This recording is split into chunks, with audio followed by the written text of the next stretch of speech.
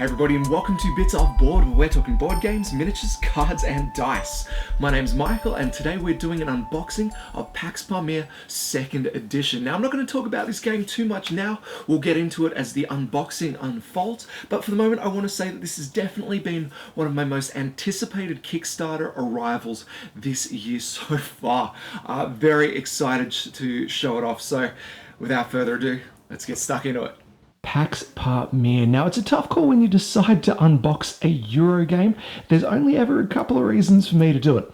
A, there's miniatures, or B, the pieces. Oh my goodness, the pieces. Now, I've done previously an unboxing for Anachrony that was honestly about showing just how many bits were in that box. It had some miniatures, but really it was quantity there.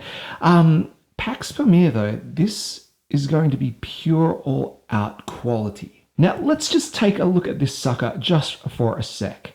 This is obviously the 2nd edition of a game. It came out in 2004 or 2005. It was released by Sierra Madre Games, and I believe it was released in a box about yay big. So, by the looks of things, this is going to be an excellently upgraded version of that. Now, I've never actually played the old one, so I really don't know what I'm going to be talking about throughout this, but really, I just want to, I guess, run through my experience watching this game come into fruition, because of course I was a Kickstarter backer for this one, and it's really interesting to see a game go through the concept. I mean, obviously this was a game beforehand, so the concept is less driving, but more how they were going to improve an already very well-established game. Components were one of the first upgrades I noticed about it, but the art, oh boy, the art is the second. The full presentation of this game is, from what I understand, so much truer to Cole Worley's original design. Now, the designer diaries for this one are actually quite a great read, and Cole obviously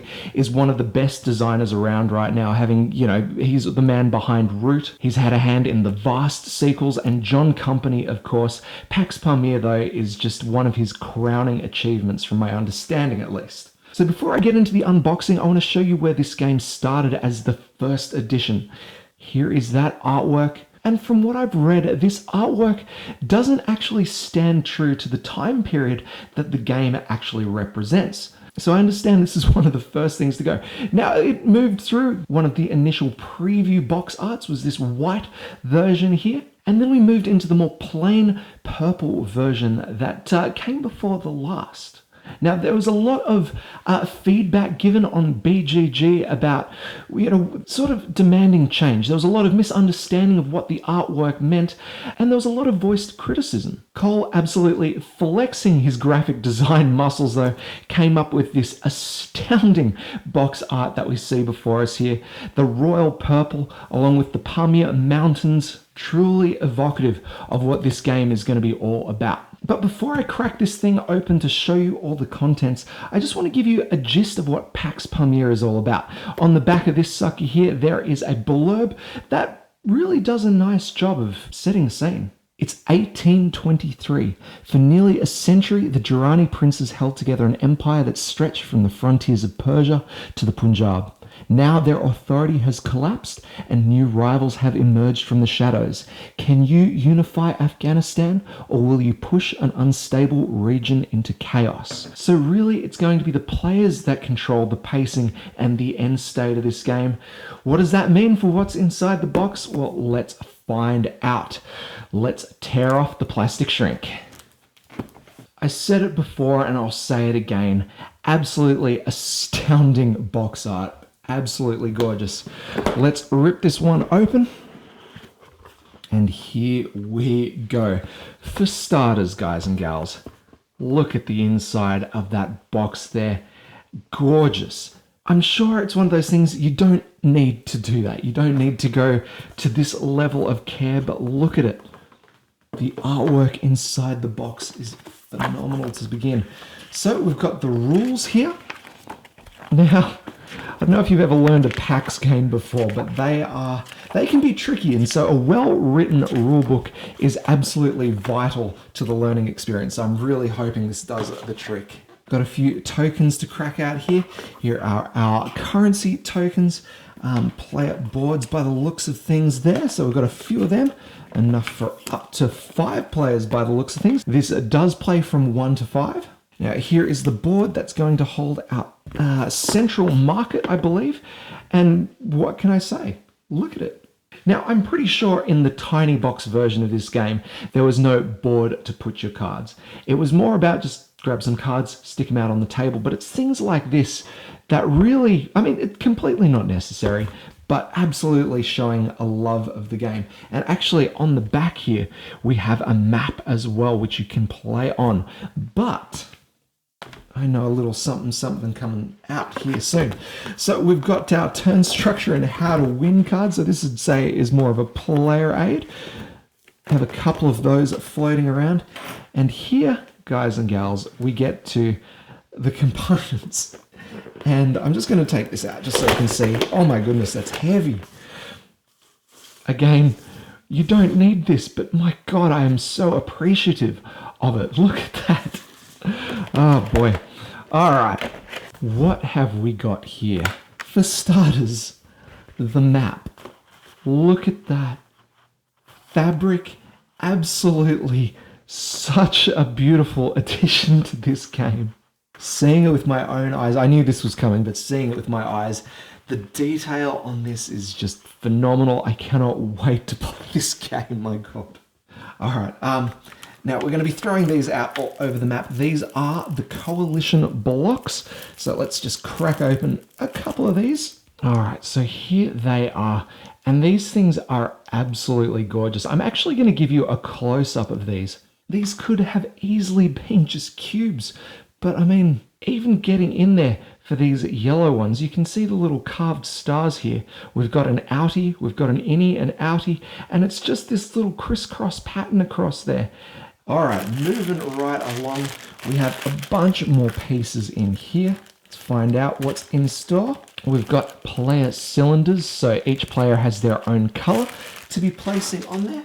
Now, the majority of them are quite plain, but then we also have these beautiful pieces. These have a gold detailing on them. Could be used for scores, I'm not sure yet, my goodness. We have the favored suit marker here, which is used to show the favored suit on the map. Of course, we've also got the cards, and each card is packed to the brim with information, but it's not all game relevant, but we'll go through that in a sec. Basically, each card has got this beautiful art, which is kind of distinct to the period, and each showing off the different powers involved in the game. But yeah, like I just mentioned, not everything on the card is related to the game. The art, obviously, and we always have a little bit of flavor text in there as well, which is absolutely fantastic for those that are really into the period of history that these games show off. Just kind of bring home the component quality here. Let's look at the back of some of these cards. They have just some of the nicest art. I mean, it's this sort of level of care that takes it from, I mean, this is not just a special edition. This is like an enhanced collector's edition or something like that. Oh, I forgot to show off the ruler tokens. Check these guys out. Really light balsa wood or something like that, each with their own distinct carving in there. I mean, come on. Is that not mental? Obviously, Cole and his team are absolutely set at showing off this game, not just as one of the most celebrated game designs out there, but also taking it to the whole as one of the most beautiful games to see on the table. I mean, look at that. Set up, ready to go. I cannot wait to play this game. There it is. Obviously, I'm pretty damn excited to show it off. So much so I've gone ahead and learnt the rules, and I'm about to play my very first learning to play a game, so I'll see how that goes.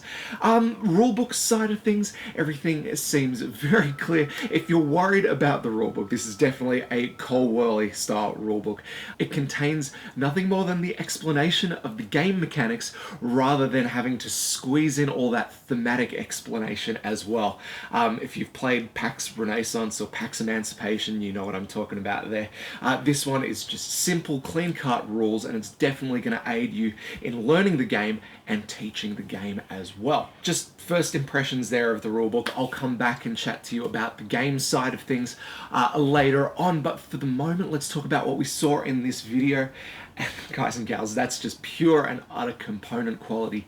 If this game is not at the forefront of, Game of the Year for looks alone, I don't know what I'm gonna do. It's absolutely gorgeous. The detail that goes in, I mean, it's a Euro game. Yes, this whole thing could have been achieved with cubes and cylinders as it has before, but right now I'm looking at one of the most beautiful tabletop decorations. I'm sure there is gameplay to go with it. I've heard nothing but good things. By far one of the best looking games I've seen.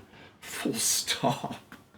Alright, I'm not going to talk too much about this. I'm going to go play the game. But if you've enjoyed the video, make sure you like, comment, and subscribe. Let me know if you want to see other things to do with things. I don't know, suggest stuff. I'll probably do it. For the moment, though, guys, we are done. So, as always, my name's Michael. This is Bits Aboard. We'll catch you next time.